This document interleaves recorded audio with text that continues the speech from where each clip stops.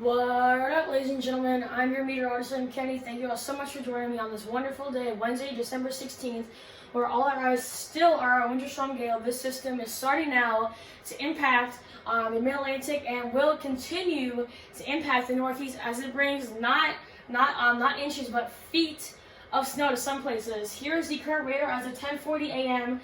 Now I'm going to do a little demonstration of what's going on currently as far as the jet stream pattern goes right now. So what we currently have right now, we're watching several different things right now, okay? So we have currently an area of high pressure up here. Now what this is doing, is obviously it's rotating clockwise as all areas of high pressure do here in the northern hemisphere. But what it's doing is we have a lot of very cold air right now up in southern Canada, as you would guess. But what it's doing is it's rotating all that cold air, and it's rotating it all into place to parts of the Ohio River Valley, Mid-Atlantic, and Northeast. So by the time all this precipitation gets up here into states like Pennsylvania, all that cold air is in place, so it changes everything over to snow. And that's why we're already starting to see a lot of snow in parts of northern Virginia, northern and northeastern West Virginia, and parts of central and southwestern Pennsylvania. Now what we also have is our area of low pressure down here. Now usually in low pressure systems you would have the central circulation right here because all this precipitation would be along that frontal boundary, but it's actually right over here. So here's our area of low pressure. Obviously it's rotating counterclockwise as all areas of low pressure do, and this area of low pressure will continue to work its way up to the north, and by come tonight, this area of low pressure that's still stationed right now over the Carolinas will actually be right over New York City by the time we get into the late night hours of tonight. So once again, that is just a little demonstration of what's currently going on in the atmosphere right here. Let me erase this so that way you all can see better. But what the big factor is going to be is that whether this area of low pressure, by the time it gets up here, whether it shifts a little bit back towards the west or a little bit back towards the east. So basically the I-95 corridor is going to be the main deciding factor. If this one pushes a little bit further back towards the west, that means that some areas very close to I-95 have a better shot of getting more rain than actual wintry weather. But if the storm pushes back a little bit more to the east, that means that places that are just west of I-95 will have a better shot of seeing more wintry weather than actual rain. Now, because the system is going to be so strong that we already have winter storm warnings. Now, look how far these winter warnings extend. They extend all the way from Roanoke, Virginia, all the way up to Portland, Maine. Okay, we're talking several hundred miles of winter storm warnings. Now, as we go into winter storm advisories, that includes all this lighter blue. This includes Asheville, North Carolina, parts of extreme north South Carolina, and also northern Georgia, especially as you go into the more central and eastern parts of Virginia, parts of I guess you could say New Jersey, right near Washington D.C., Syracuse, New York. You are just west of that winter weather advisory. Once again, look how far these winter storm warnings extend all the way from Roanoke, Virginia, all the way up to Portland, Maine.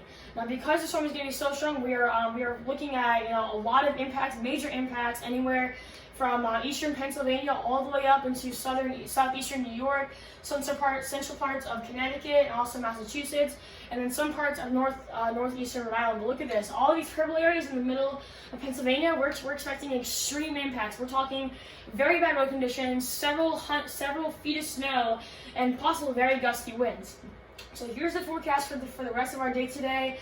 It looks like most of extreme western parts of North Carolina and central parts and western parts of Virginia, this will just be a mixing. And as I said, once that area of low pressure gets a little bit more northward, if it goes a little bit more east, then it'll increase our shot of more wintry weather. But if it pushes back a little bit more to the west, that will increase our shot of just mixing and not a lot of wintry weather. But it's still going to be a major snowmaker for parts of Pennsylvania, New York, Rhode Island, Connecticut, Massachusetts, Vermont, New Hampshire, and Maine. So here's the rest of today's forecast. As I just said, it's going to be snowing all day, snowing all night. We're going to be looking for very heavy snow possible at times. You see these little darker areas; those are indicating very heavy snow. By the time we get into tonight, this area of low pressure will start to bring a little bit more warmer weather that will change most of that precipitation over back to a wintry mixing, especially like places in Washington D.C. And then as we get into Thursday, some of our action down here in the Mid-Atlantic will start to calm down. We're still going to be experiencing a lot of wintry weather as you get back into New England, parts of eastern New York, the entire states of Connecticut, Rhode Island, Massachusetts, Vermont, New Hampshire, and Maine are still pretty much engulfed in this. We still do have a chance of seeing some possible wintry mixing, especially along extreme eastern parts of Massachusetts and extreme southern parts of Rhode Island. But thankfully, we're starting to see most of this action that down here in the Mid-Atlantic start to clear out. Now, one of the big things for this storm is going to also be the winds. That's why we're forecasting almost 40 to 50 mile an hour gusts Wednesday at 9 p.m. in places like Atlantic City and Philadelphia. And we're still going to be watching very high wind gusts in all of these locations. Now, this storm is going to be an absolute killer. Look at some of these snow totals. Right in those white areas, we're forecasting over 3 feet of snow. We're not talking inches here, guys. We're talking about 3 feet of snow. Look at this whole big area of purple. This purple means that we're forecasting over a foot of snow. So anywhere in this purple, that extends from all the way just north of Roanoke, Virginia, all the way up into Maine. We're talking several different states, almost 10 states that are forecasting at least just 1 foot of snow, at least, guys, okay?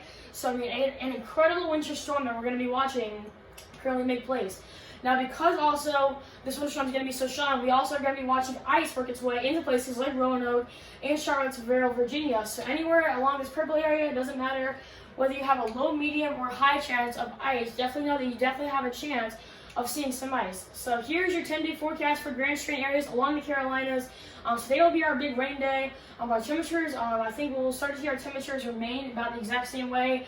Thankfully, we aren't looking at any more rainy days as we go into the weekend. Next week also looks really, really good. And can you all believe that next Friday is Christmas? It does not feel like Christmas is a week from Friday. So unbelievable. And this forecast to be basically the exact same thing for the inland counties. As I said, today will be our big rainy day with an 80% chance of rain. We will start to see our temperatures ramp up a little bit as far as our highs go, going from 47 today to 52 tomorrow. Throughout the rest of the week and going into this weekend, our temperatures will remain in the 50s, with our low temperatures being anywhere from the 20s and 30s. As we go throughout our weekend and our week next week, we're looking at a great weekend. As I said, barely any rain. But can you guys believe it that Monday is actually the first day of winter? I guess you could say the first meteorological day of winter, and before winter even starts, we're looking at a major snowstorm with at least 3 feet of snow. So just another record from the 2020 record book, and boy that book is very, very long. With hurricane season going on, with record-breaking temperatures in California, with the wildfires, with this pandemic. Boy, we've had a year, but thankfully, in just 2 weeks or so, we'll be able to, take a deep breath. 2020 will be over, and hopefully, fingers crossed, we'll be able to have a much better year come 2021. So that is all I have for you all today. If you did not watch my broadcast yesterday, which I hope you did, just disregard that because this video is basically just an update of last night's video. I do want to say a quick thank you to all of you who have been watching my videos. I've been up to over 100 views on basically all my last 3 videos in the last 3 days, and I'm now over 50 subscribers. So I want to give a big thank you to all of you out there, whether it be my family or just anybody random that watches my videos. Thank you so much for all your support. I know for a fact that without your support, I would definitely not be where I am in my meteorology career as I am right now. So once again, a big thank you to everybody out there for all your support. So once again, that is all I have for you all today. If you do live in the winter, please stay inside today. Today is not the day to be going out running errands or anything else like that.